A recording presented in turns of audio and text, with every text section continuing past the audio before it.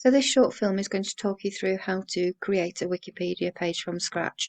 The first thing you need to do is to make yourself a Wikipedia editor account, and I'm already logged in, and that's my username, Reed Gill, because Katie and I do these films together in various different ways. So I thought that was a fairly anonymous and memorable username. A top tip: if you're female, you might want to make a username that's neutral, because there is some sexism on this platform, and it's just advisable to stick to a neutral username.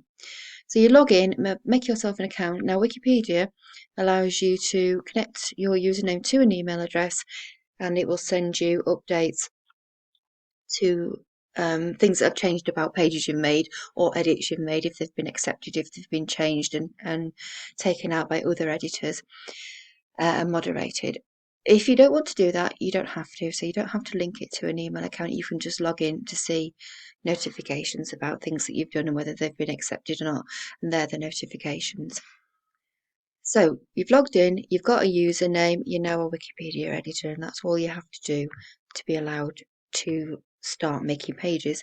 They do recommend, and I think it's a good idea, that before you make your own page, you have a play, and so you look at entries for things that you're an expert on or things you're knowledgeable about, and you might want to add in some references, you might change some phrasing and things like that, so you just get a feel for the way that this system is set up. Now what we're going to do then is make David Adcock a page. So the easiest way to do that is to search for the person that you're going to make a page about, and to see if it already exists, of course, because you don't want to duplicate if it does. If it did, you would then just edit and make it more acceptable to you. So the page doesn't exist, so we can ask for it to be created. This takes you through to the articles for creation page. Click here to start a new article. Now what it does at this stage is to give you the opportunity to practice, and there's two ways of practicing. You can practice in a communal sandbox, as they call it, which is essentially a blank page, or you can practice on your own blank page. Now if you do it on the communal one, every hour it gets reset to blank, and also other people might join in with you, so anybody who's online at the same time as you might see what you're up to and want to join in. You might then prefer to work in your personal sandbox, where things will stay there and you can log in and out and carry on working on it till you're ready, and you can launch the page from there. So that might be the way you want to go with that one. So we want to just go on to making a page, and here are some of the things. Now you'll be warned about this repeatedly from Wikipedia, because it's very, very careful about referencing. So the first thing it insists upon is that the page you're making is for a person or topic that's notable. And that's the most common reason why pages get taken down, not accepted. They say that the subject is not notable enough. And secondly, if it's not referenced properly, or it violates copyright. So it says, you've got to promise not to copy and paste some work that somebody else has done. Essentially, you have to plagiarise, and the article's got to be original and written by you. Now, common mistakes it gives you on the next page. You're not allowed to write about yourself or someone you're close to.